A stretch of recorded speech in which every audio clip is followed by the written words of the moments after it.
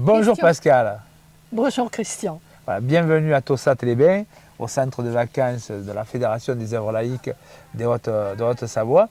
On a aujourd'hui l'ouverture des travaux de notre 29e université d'été et le MNLE 93 que tu représentes aujourd'hui porte plusieurs sujets dans le département de la Seine-Saint-Denis. Oui, et tout à fait. C'est complètement des sujets qui sont d'actualité dans le 93 et en Île-de-France et qui nous tiennent à cœur énormément.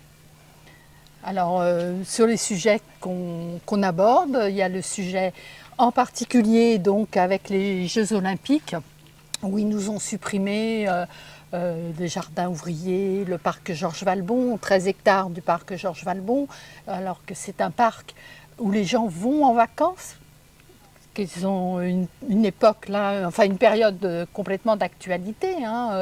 Les gens des cités, c'est là qu'ils vont, puisqu'ils peuvent pas, ils n'ont pas les moyens de partir. Le sujet aussi que l'on porte énormément, c'est sur l'eau, avec la privatisation quand même de ce bien commun qui est l'eau. Le troisième sujet que l'on porte, c'est les transports, toute la problématique des transports en commun. En particulier avec le Grand Paris Express, où là encore, une fois de plus, on nous supprime des espaces extérieurs, espaces verts, jardins ouvriers, et un grand espace comme le triangle de Gonesse, qui pourrait être transformé en jardin maraîcher pour nourrir tout l'Est parisien. Alors le triangle de Gonesse, la lutte contre le projet Auchan et l'émergence du projet Karma, on l'a porté, on le soutient dans le cadre de ce qu'on appelle nous le temps des alternatives à un système unique qui nie l'humain, la nature, le social en permanence et les questions environnementales. Donc aujourd'hui, est-ce que ce projet Karma, on a encore des choses à faire pour le porter plus loin? Il est encore complètement d'actualité puisqu'ils veulent faire toujours une gare du Grand Paris Express qui aujourd'hui arriverait en plein champ, donc qui est absolument inutile.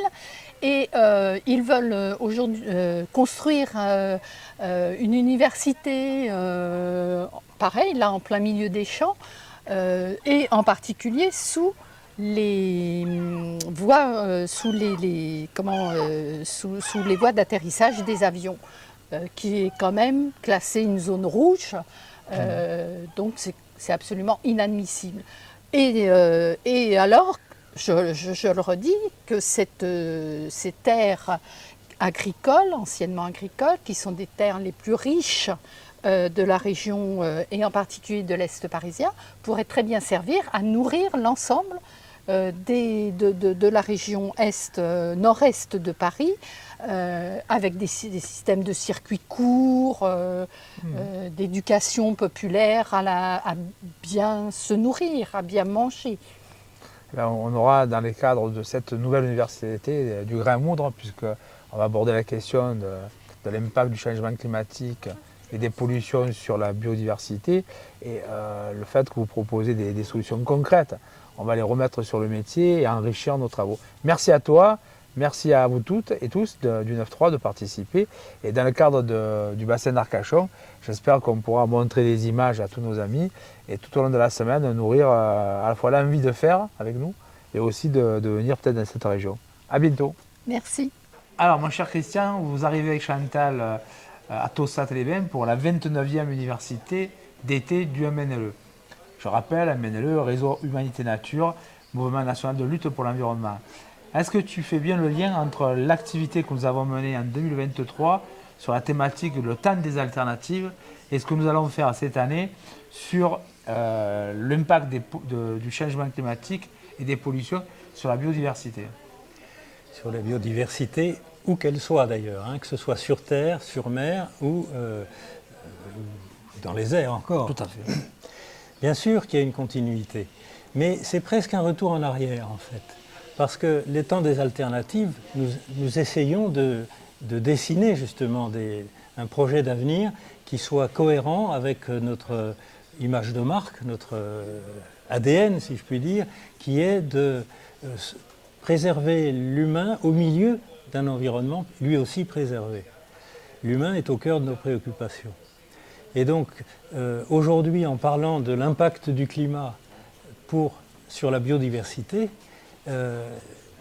montre bien qu'il fallait une initiative, parce qu'on va voir qu'en continuant les activités économiques et politiques telles qu'elles sont définies aujourd'hui, eh bien on va dans le mur, au lieu de se préoccuper de préserver justement l'environnement. Et dans tous les sens du terme, dans le prochain numéro de Naturellement qui évoquera l'île de Sein, il y a une interview du maire de l'île de Sein, et qui est un espace classé. Et il a eu des fois maille à partir un petit peu avec les conséquences du classement sur un certain nombre de travaux. Par exemple, la réfection des digues, indispensable pour l'avenir de l'île, est entravée parce que les digues qui avaient bougé avaient été déplacées et ne se trouvaient plus sur la propriété communale de l'île. Donc il n'avait plus le droit de s'en occuper. Et le maire a très justement rappelé que c'était bien de protéger la nature, mais qu'on faisait partie de la biodiversité et qu'il fallait penser aussi à protéger les humains. Je crois que tu as assez bien résumé un des enjeux, ou même l'enjeu principal que nous allons mener pendant une semaine. Merci à toi et bon travail. Bon travail à tous.